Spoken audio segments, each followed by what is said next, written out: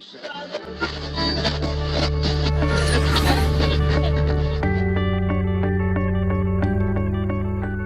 it's Jeremiah with Blue Airlines, and tonight is a beautiful night for flying.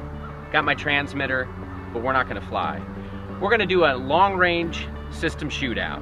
We've got 4 of the hottest setups that you can get right now, and we're going to test them, put them through the paces, and tell you what we think. In today's test, what we're going to do is test the noise floor created by the LRS radio, specifically the one on the 3rd harmonic. The 3rd harmonic of 433 megahertz is on the 1.3 gigahertz band. So a poorly filtered radio will yak all over your video signal, and you will think, oh, this video system is garbage, when really it's the LRS in your hand. But a good LRS, and that's well filtered, you shouldn't have any problems. So which are good and which are bad? Well, we're going to find out.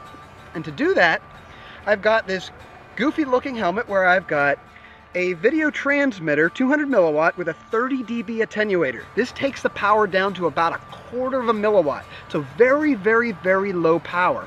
And what that's going to do is it's going to simulate an aircraft at long range. Now, why am I not doing this on an aircraft?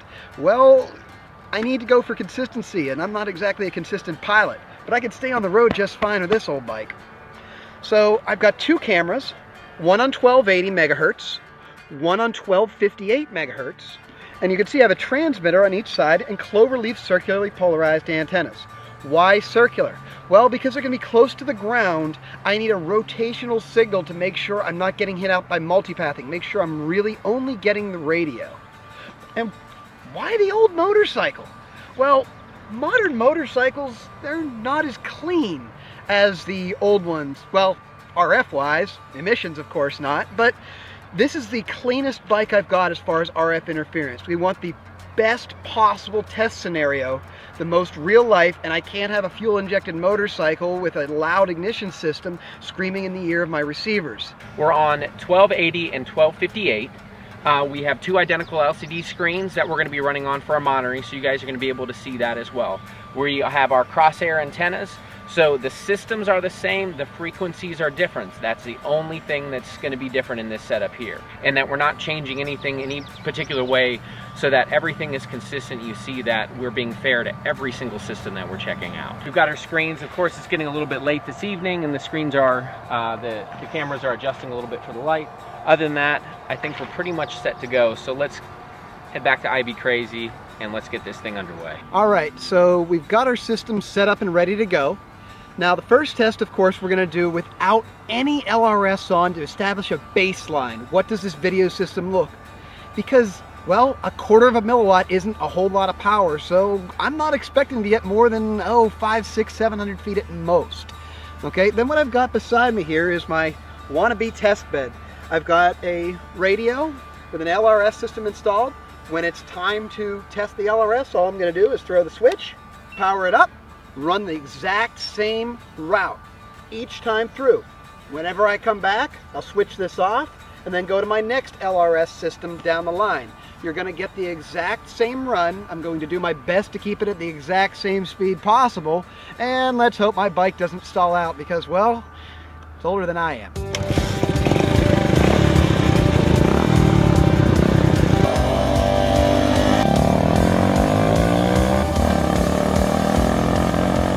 All right, we're looking at 1280,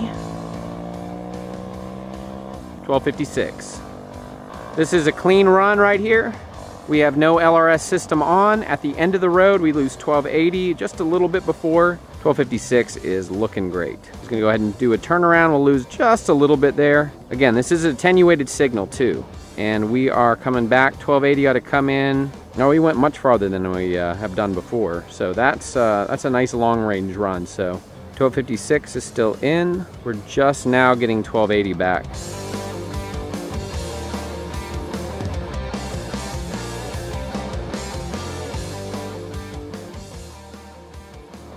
Approximately 20 feet away from our ground station. We're about to lose 1280 right at the end of the road. 1256 is still doing just fine. 1280 is out. Right at the far end, yep, we're gonna lose him just a little bit as he turns around. And we've got nice clear signal again. No apparent change from the open LRS system from what we had the first time out. 1280 is about to come back in. There we go. Signal's clearing up. We've got a nice clear signal on 1256.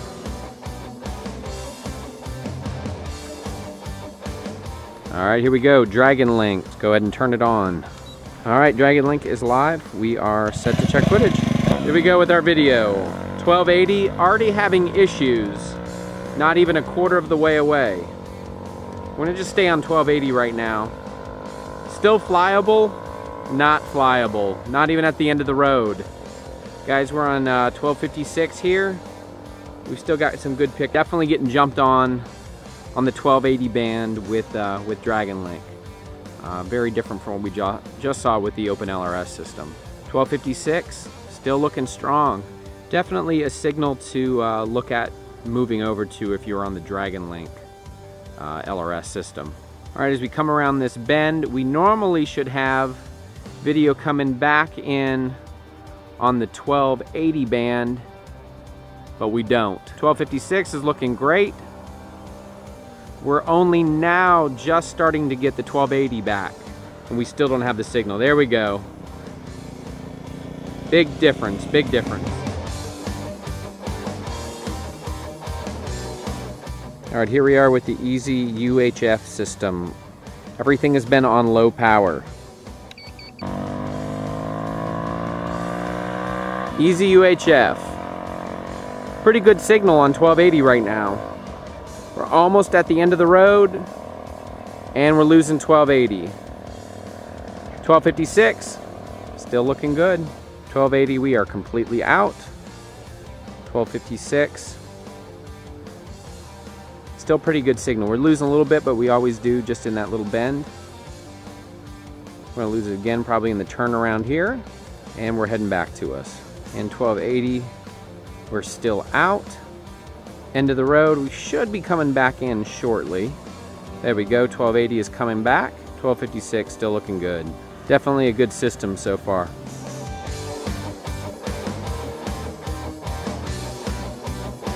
All right, we're gonna test out the Share UHF system on low power. All right, Share UHF, 1280, 1256, 1280, right at the end of the road. Just about losing it. 1256 still looking good. I gotta say, I've been pretty amazed honestly with the test today. I mean, there's a lot of systems out there and a lot of stuff to try. There's a lot of good stuff. So all these units are used units. Nothing is brand new out of the box, which means they've had plenty of flights on them. So they're completely tested under a real working environment after they've had a few flights on them. And that's something that you really need to take in consideration when you're buying these systems. All right, look, we just got 1280 back, 1256 looking good.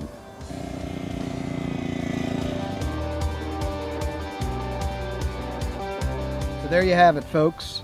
4 of the biggest names in the long-range radio system game in a shootout head-to-head to see who has adequate harmonic filtration. Again, we tested the third order harmonic, which is 1.3 gigahertz. We did not test 2.4, we did not test 5.8. All we were concerned about was the third order harmonic, which is the most severe. We've got a few winners, but we're not done testing. Next up, who has the ultimate range capability? Hey, it's Alex Grieve, iBcrazy, and we're in day 2 of our long-range radio system testing. Obviously not so much of a nice day. I was hoping for fair weather, but I guess some farmers were praying for rain, so hopefully the weather holds out for us. So again, we're going to test the frequency hopping capability of these LRS systems, and the way we're going to do this is I'm going to put an LRS module in the back of my radio, and I'm going to put a 30 dB attenuator on it, so it's going to cut the signal strength by nearly 1,000, and then it will come out.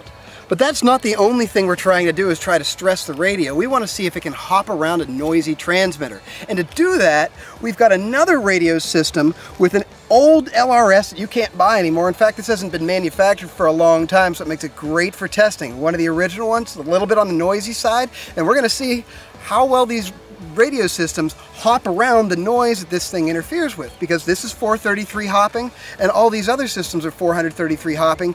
The question is can the system in test with a weak signal hop around a loud system running at full power, and how well can it do it?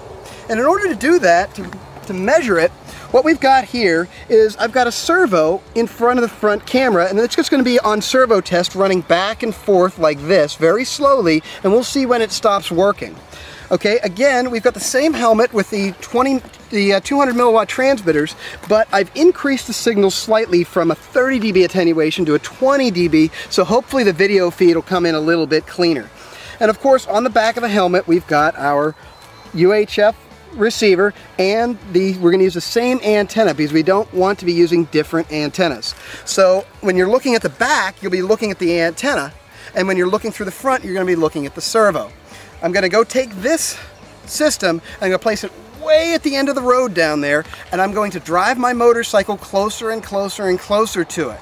Of course, my head is going to block the signal from this, but my head isn't big enough. The signal is still going to bend around the helmet and still get to it. So we'll see if I can get all the way on top of this radio with this motorcycle transmitting at reduced power. Let's see how they do. First up, Flytron's OpenLRS with the OpenLRS NG 2.1 software. Alright, we're on 1258. Radio is on servo cycling, so it's just going to wipe back and forth. 1280. This is the rearward facing camera with the antenna.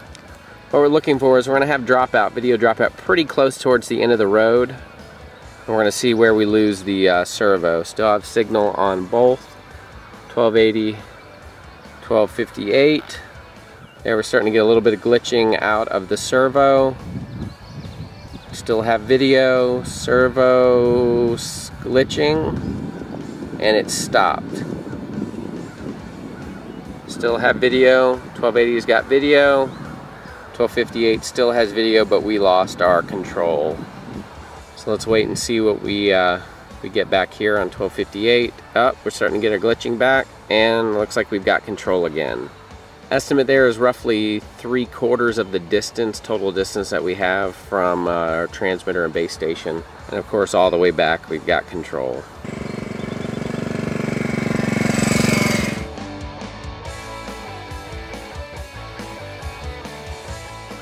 All right, our second radio is Dragon Link.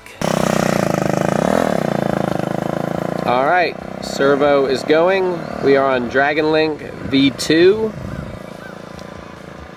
1280 is not looking pretty already. 1258 looking all right. Servo's still rolling. 1258, we're halfway. Barely a usable signal there. Servo's still fine. 1258.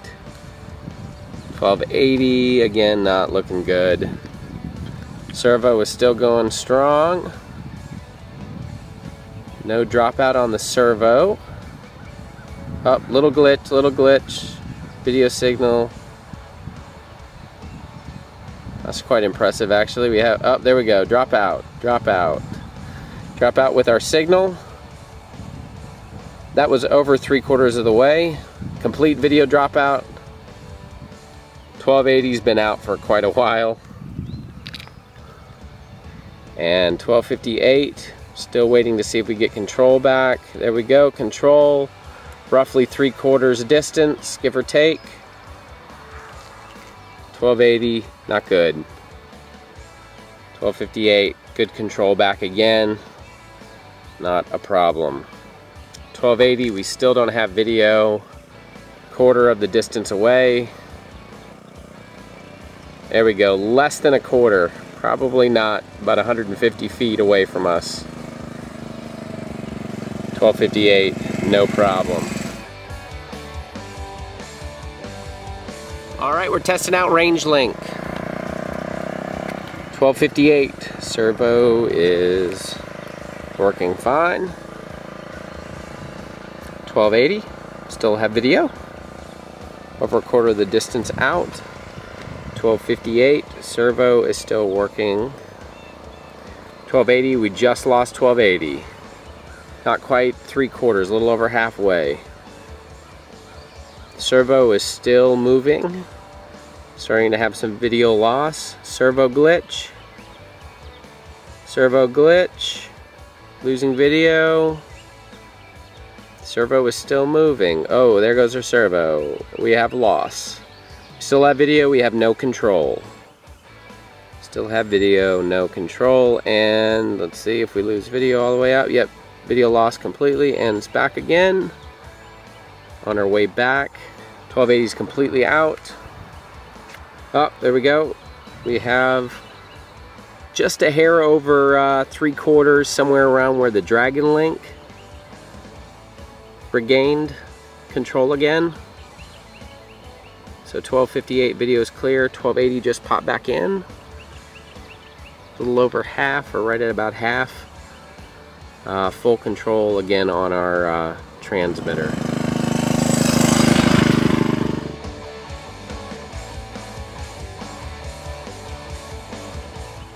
Easy UHF.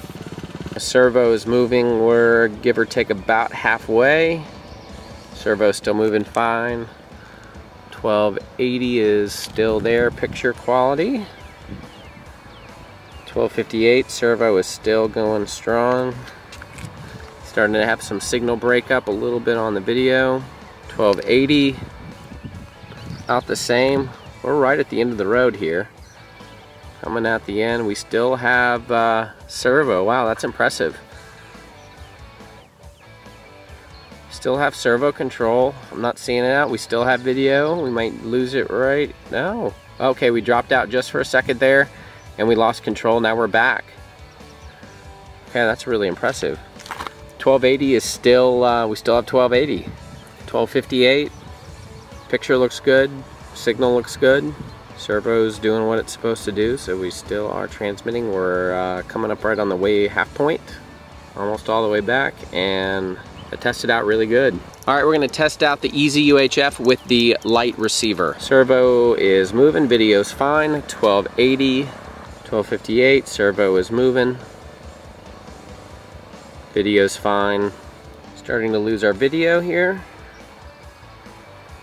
And let's watch for the servo if we see a glitch out of it. Still going. Should see some issues somewhere in here. Now that is impressive. Lost video. And it looks like one small little glitch there on the servo. Wow. Looks like the light receiver works very well also.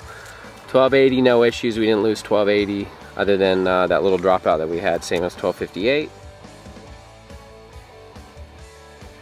Well, here we are ready to test the sharer system. Unfortunately, if you look at the sharer over here, that's a BNC connector. I don't have an attenuator for a BNC connector, unfortunately, so we're going to do our best to harm it, to try to put it on par with the other systems, but let you know this test is not going to be conclusive. We're simply running at the best ability we've got. I've got my dipole vertically polarized here and horizontally polarized here.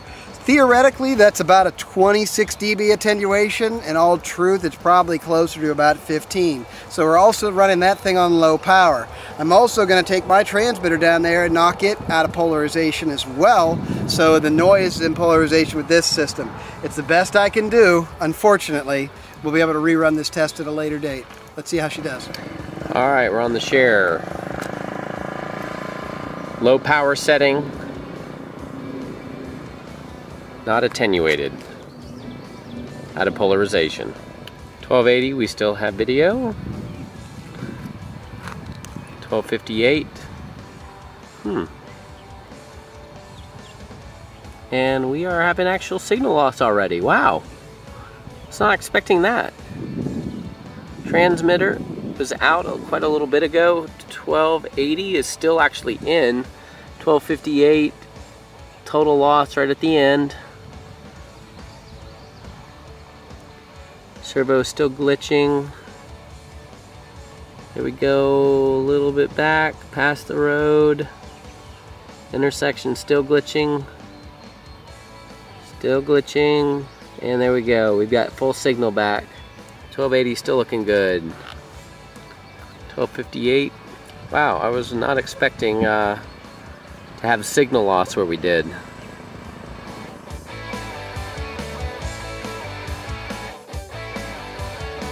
Now we're into test number 3.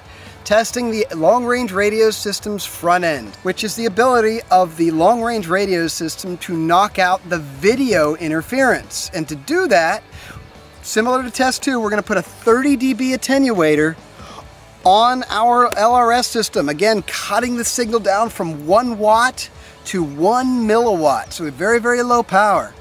However, we changed the setup on the helmet over here. Over here, I've got a 1280 megahertz 1.5 watt transmitter. So the 1.5 watt transmitter is going to be blasting right in the ear of the receiver. The other thing I did was I took the attenuator off the 1258. So these systems are going to be screaming at this LRS receiver at full power, just like they would be on an airplane.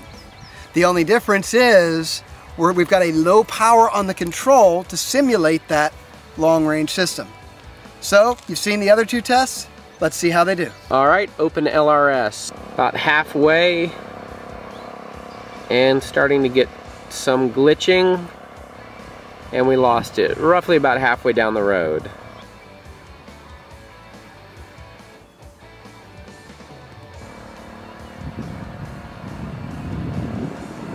Just outside of the cul-de-sac, we regain control. All right, we're ready to test the sharer. Again, like test 2, I can't attenuate the control signal because I don't have an attenuator that fits the BNC connector. So instead, you can see we just laid it on its side. Again, theoretically 26 dB. In all actuality, it's about 15 to 20 dB attenuation. And I'm just going to put the this antenna out of polarization, so that'll knock down the signal strength, and then I'm going to run it at low power. It's not exactly the same. We're seeing the results are similar to the other systems, so it is a fairly close test, but it isn't the exact same test. So hopefully I'll get some attenuators in and be able to perform this test the right way. Right now, this is the closest we can get. Let's see how it does. All right, here we go. Sharer, UHF. We've got good control. Servo is doing what it's supposed to do. We're on 1258 here. Front view, 1280, the rear view looking at that beautiful little antenna. Give or take, we're about halfway. 1280, 1258, and absolutely no dropout so far on signal. Servo is moving without any glitching. 1280 video, strong. Oh, there we go, just a little bit. It's 1258. Doesn't look like any effect whatsoever on our transmission for our control. I'm not seeing one glitch out of the control here on the sharer. Video's good. And control is good.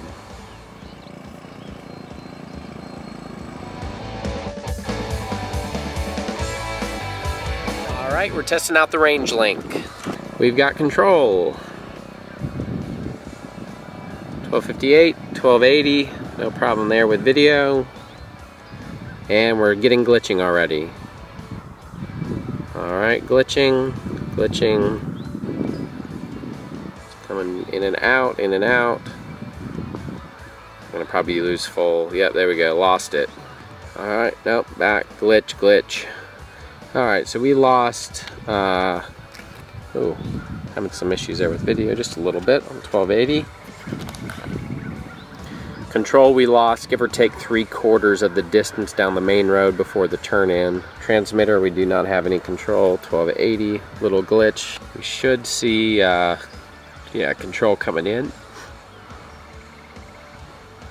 Glitching. Still glitching. We're not quite half the distance down the main road from our first test, and we have control back.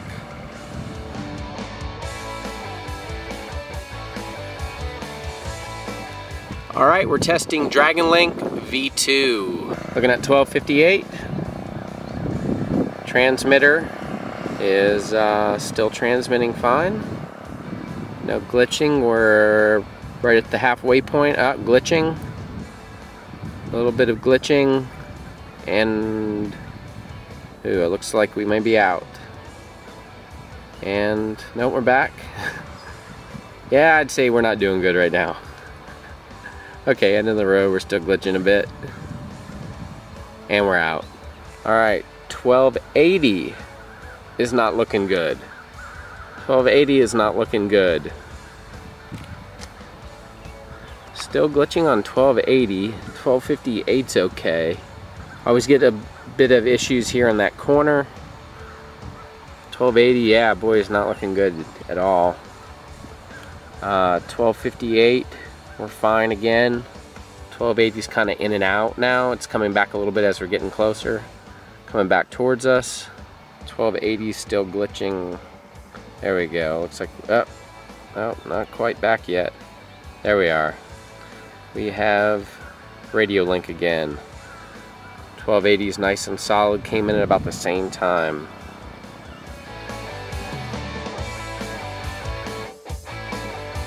Easy UHF with the light receiver. Alright, we're on the 1258 UHF light receiver. 1258 video looks fine, and we are still got control. And we just hit the end of the road going into the back area. Just a little bit of glitching. I don't see, it's the slightest amount. Of course, we're going to have a little video outage right here. Radio link seems solid. With the occasional teeny little blip, but it's almost imperceptible there. At the end of the road now on our way back. 1258 radio link is fine, no problem there. Easy UHF, diversity, full range receiver. Still got transmitter link, no issues there. Does look to be fine. I haven't noticed any glitching, so it does look to have possibly eliminated that teeny little glitch, which to me, in my opinion, was almost non-existent in the light version. Again, we're testing this gear pretty hard, so we're putting it through the paces here. So when we get stuff to fail on us, definitely shows the weakness in the system. 1280, of course, is there. We're having it's blinking because it's getting late in the day here, lights dropping. 1258, no problem, and no problem with radio control. Hi, I'm Alex Grieve, iBcrazy, and here is part 4 of the long-range system testing. Well, looks like we got rained out. Looks like it's been a wet ride home. Part 4, we'll have to do another day. Take care, keep your wings to the sky. Lots of fun doing these videos. Alright, so we definitely got rained out on this one. We weren't able to finish the video today at least, but you're going to see the continuation of it if you keep watching. Hi guys, this is Jeremiah, Stumble Airlines, and today we're hanging out with the guys from Flight Test to do part 4 of our long range system test. We're going to test the entire gamut here for ultimate range. And to tell you a little bit more about exactly how we're going to do that, let me turn it over to iBcrazy. Hi, I'm Alex Grieve, aka iBcrazy, and we're in phase 4 of our long range system testing ultimate range. And I'm going to show you how we do this. We're going to run our LRS systems here at full power with a full length antenna, so maximum signal strength is emitted from the radio. However, on our receiver, no antenna at all. So very little signal is going to actually make it inside that little connector and actually get to our system. And the way we're going to monitor it is on this servo. We're going to watch this servo go back and forth, and then when it starts to glitch and then lock out, we'll know where its ultimate range is and how it compares to all the other systems. So let's see how it does. All right, Open LRS is the first one up. We're going to run the test without an antenna. Okay, got intermittent control. We're almost done here. Still enough to control the plane, but it's glitchy. I think we're done, folks. So, wow. Right on the road. That is a long, And there's no our antenna. There's our control, no antenna. I mean, it's still working, just I can't get there. Yeah, it's not enough to safely control the airplane. We're done. So, Okay, open LRS. not bad. I'm impressed. Let's see what's next.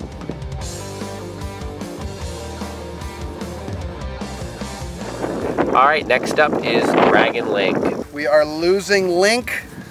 Oh, and up. That's all she wrote, folks. That's it. Wow. That's like 100 yards. That's incredible. Dragon Link, not bad. Not bad at all. Let's see what the rest of them do.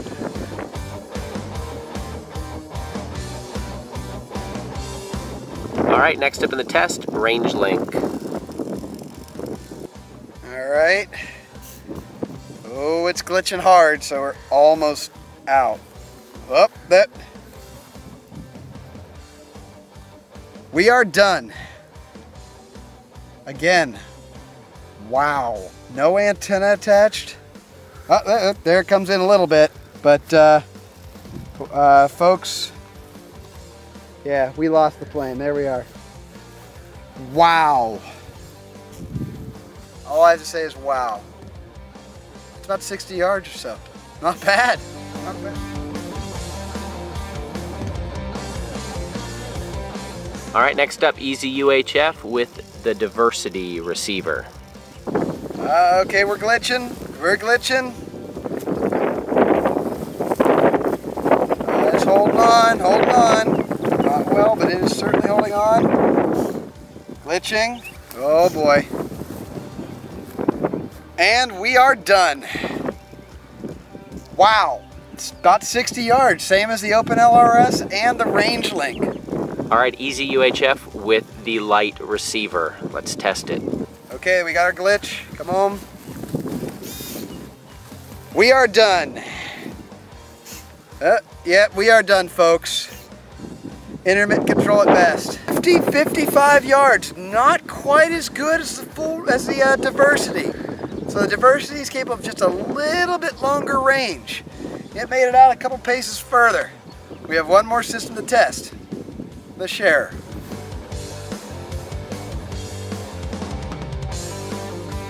All right, our last test is with the share system.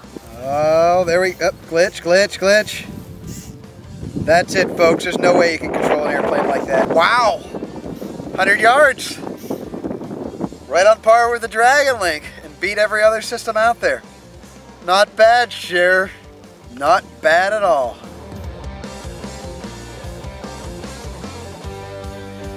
Hey guys, thanks for hanging with us for the last 30 minutes as we tested all these really neat LRS systems. I think we definitely have some cool results that are really showing us a star performer, and then stuff that definitely has some issues that's worth looking at. Doesn't mean it's bad on every system, it just means it's definitely something you need to take in consideration when you're buying this stuff. Yeah, and I think our winning performer definitely was that Easy UHF. Yeah. The only place it didn't come really through was in price. Right, but yeah, it costs more, but the cost is relative. It's the Cadillac. Yeah, it's the best. It yeah. really is the best performer. Now, it didn't have the longest range, but I don't see a problem with it going like 10 miles. I don't see that's a problem. And me personally, if I go beyond 5, I don't know what plane I'm flying. Considering we usually are within a 1 mile radius whenever we're flying, most of the time, I don't think that's a problem. No, it's not a problem. Not a problem at all. Yeah. And the other cool thing that I didn't go over is they've got these tools on their website where you can plug a USB cord in the back and update the firmware on your own. You can change the frequencies on your own. So you can actually configure it, and it's not that hard. He actually made it very easy. You can tell the box is well designed. It's got plenty of connectors on it. The way the whole system plugs in, even with the Futaba connector, I was like, that's great. I mean, there shouldn't be stuff that you have to really hack it to get it to work. No, it should be plug and play. It's easy. It really is easy. And then, of course, on the other end of the spectrum, we have our cheap system that I like the most personally, and that was the Open LRS. Great system, had no trouble with it. For the most part, it's a poor man's LRS. And oddly, it comes out of the box working. Now, absolutely, yeah. The Flytron, I mean, the Open LRS, great system, and again, on the cost, It's cheap. It's less than half of the Easy UHF. Now there is a little bit of programming you can do. You don't have to do it, but you can download the tools and change your frequencies and do all kinds of stuff, and anybody can do that. Or you can do what I did after about 6 to 7 weeks of flying. Finally, people talked me into the Open LRS NG firmware, which is the latest, and it took me about an hour to figure out, and I'm not a computer person. And it fixed the multipathing problem. The problem that I was having with the Open LRS is I like to fly low and fast. And when I get low to the ground, I get a reflected signal, and then it would just cause the thing to glitch, and it just drove me nuts. When I put the Open LRS NG firmware in there, fixed the problem. No problems at all, and I loved it. Now there are some other caveats to it.